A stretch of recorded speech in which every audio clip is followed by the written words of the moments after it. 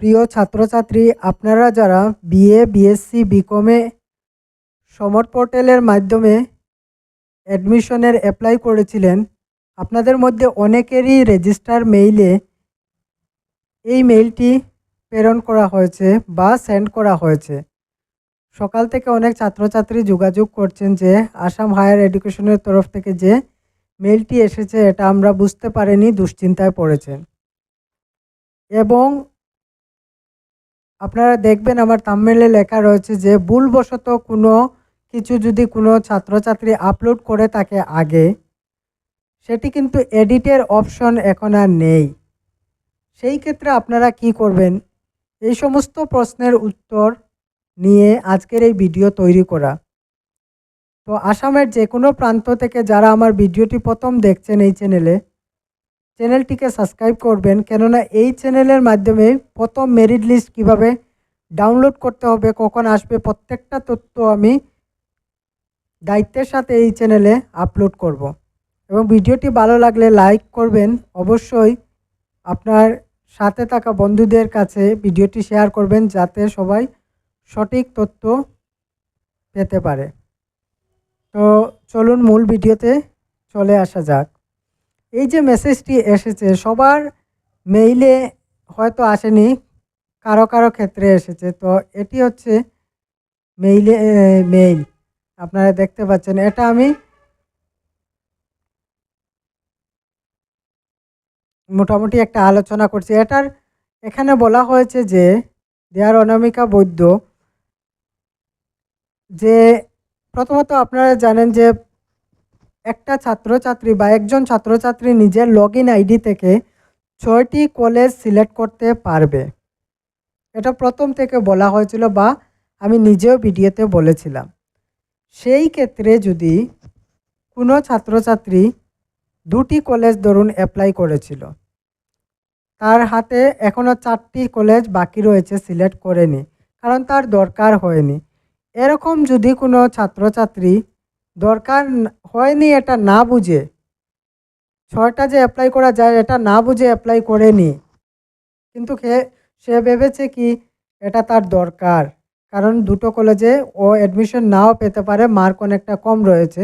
এরকম যদি কোনো ছাত্রছাত্রী থেকে থাকে তাহলে আসাম হায়ার এডুকেশন বা সমর্থের তরফ থেকে আপনাদেরকে আবারও সুযোগ দেওয়া হয়েছে যে আপনারা লগইন হয়ে বাকি থাকা কলেজগুলো সিলেক্ট করতে পারবেন।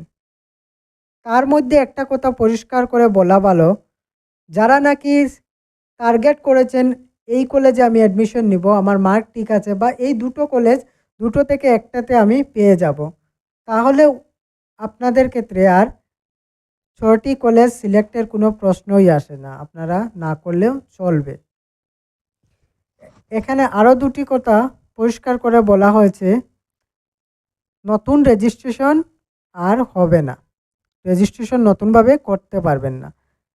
যারা রেজিস্ট্রেশন করে রেখেছেন তাদের ক্ষেত্রে এই যে ডিসকার্ড বা ডিলিট করা অ্যাপ্লিকেশন, এটাও করতে পারবেন না, এডিটও করতে পারবেন না আপনারা, এগুলো কিন্তু মাথায় রাখবেন। এখন কারা এই 6টি কলেজ চাইলে সিলেক্ট করতে পারবে? যাদের নাকি অলরেডি রেজিস্ট্রেশন করা রয়েছিল কিন্তু একটিও কলেজ সিলেক্ট করেনি বা 2টো করেছে, তাদের ক্ষেত্রে চাইলে ওরা নিজের ইনকমপ্লিট প্রোফাইলটাকে কমপ্লিট করতে পারবে। আর যারা নাকি, আমি আবারও পরিষ্কার করে বলছি, 2টো কলেজ বা একটি কলেজ টার্গেট রেখেছে এবং সেই কলেজে ও পাবেই, তাদের ক্ষেত্রে আর দুশ্চিন্তার কারণ নেই, আর 6টিও সিলেক্ট করতে হচ্ছে না। কিন্তু এই যে মেসেজটি, এটা শুধু the window for submission will close on 9 June, এটা গতকালকে রবিবারে শেষ হয়ে গিয়েছে। গতকালকেই মেসেজ এসেছিল, কিন্তু আজকে পর্যন্ত অনেক ছাত্রছাত্রী দুশ্চিন্তায় রয়েছেন, সেই জন্য এই ভিডিওটি তৈরি করা। এখন আমরা দ্বিতীয় যে বিষয়টি সেটাতে আলোচনায় পৌঁছে যাব। ধরুন কোনো ছাত্রছাত্রী আপলোডে ডকুমেন্টের ক্ষেত্রে ইনকামের জায়গায় অন্য কিছু বসালো, বা ভুলবশত গ্যাপ সার্টিফিকেট ইয়েস করে মেট্রিকের সার্টিফিকেট বা মার্কশিট আপলোড করলো, ভুলবশত কিছু করেছে আপলোডের ক্ষেত্রে, এখন এডিট অপশন নেই, কি করবে? তো আপনাদের উদ্দেশ্যে এটাই বলা কি আপনারা যেই কলেজে অ্যাপ্লাই করেছেন এবং যেই ডিপার্টমেন্টে অ্যাপ্লাই করেছেন সেখানে গিয়ে করবে। যোগাযোগ করলে উনাদের ক্ষেত্রে থেকে অ্যাপ্লিকেশনটিকে হোল্ড করবে বা কিছু একটা অপশন করে দেবে।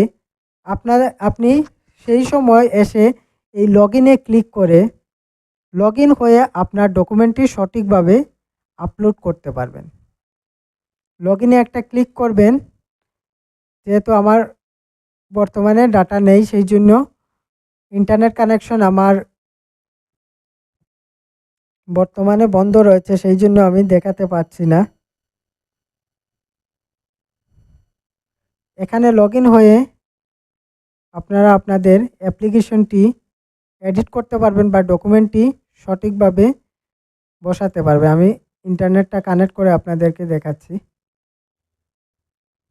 এখানে লগইনে ক্লিক করবেন। করার পর নিজের রেজিস্ট্রেশন নাম্বার অথবা রেজিস্টার ইমেল আইডি পাসওয়ার্ড বসাবেন, ক্যাপচা বসাবেন, লগইন করবেন। লগইন হওয়ার পর কলেজ থেকে যদি সেটাকে রিভার্ট ব্যাক করে দেওয়া হয় তা সেই ক্ষেত্রে বা হোল্ড করে একটা ব্যবস্থা করে দেবে ইনস্টিটিউশন, তখন গিয়ে আপনি আপনার ডকুমেন্টটি আপলোড করতে পারবেন। তো এই ছিল আজকের ভিডিওর দুটো বিষয় সুন্দরভাবে আলোচনা করেছি। তারপরে যদি এই সংক্রান্ত কোনো প্রশ্ন থেকে থাকে তাহলে কমেন্টে অবশ্যই বলবেন এবং আবারও অনুরোধ চ্যানেলটিকে সাবস্ক্রাইব করবেন। সাবস্ক্রাইব করলে প্রত্যেকটা তথ্য আপনারা আপলোড হওয়ার সাথে সাথে পেয়ে যাবেন আর ফোন করে জিজ্ঞেস করতে হবে না। ধন্যবাদ।